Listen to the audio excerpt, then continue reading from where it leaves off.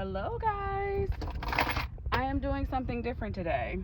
So what I'm doing is updating my maps in my 2014 Toyota Highlander. So let's test this out. I did order this from Amazon because my truck, I want to say the most updated map version is probably either 2015 or 2014, but we're gonna check and see. All right, so hold on, we gotta get some light in here and some air. Guys, the pollen is terrible right now in North Carolina. Just want to let you know. I had to close the sunroof because you can't really see because of the glare. So we're gonna go to maps, navigation. I want to say it's map information. Actually, that's where you would set it up if you want like your speed and all that other stuff. So maybe map mode. No, map data. Okay, so it's map data. And mine was actually 2013. So this truck is a 2014. This is old. So we definitely need to update this, and that's what we're gonna do today with this little micro map little SD card.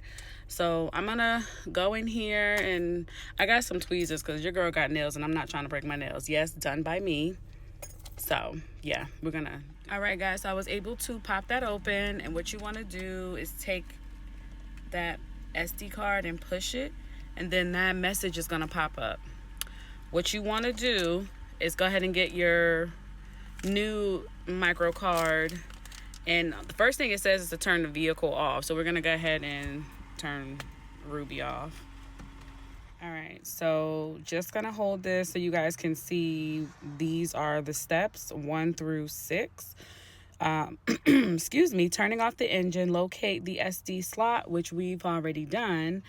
SD slot is usually in your armrest or the dash. Of course, you see mine is in the dash next to the screen. Remove the SD card, which your old one we're going to remove, and then your SD slot spring, you're going to push in your new card once you release the old one. Don't attempt to pull it out, guys, without like pushing on it so it can pop itself back out. You're going to insert the new card until it clicks in. Turn your vehicle on and then wait for the process to complete. Please ensure that the engine is not turned off during this process.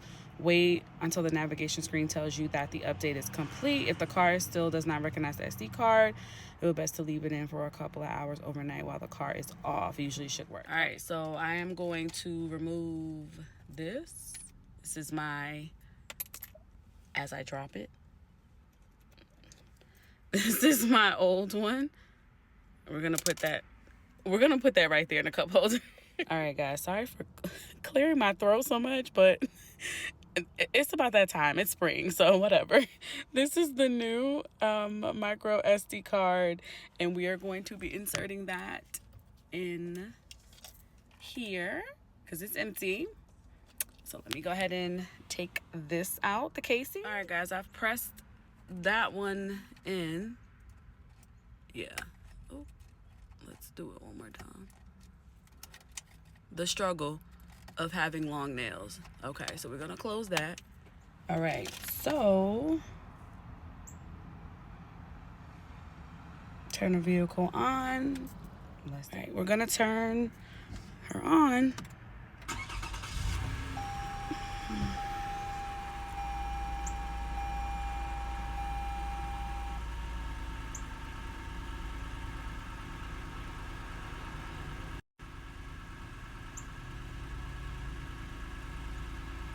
Okay.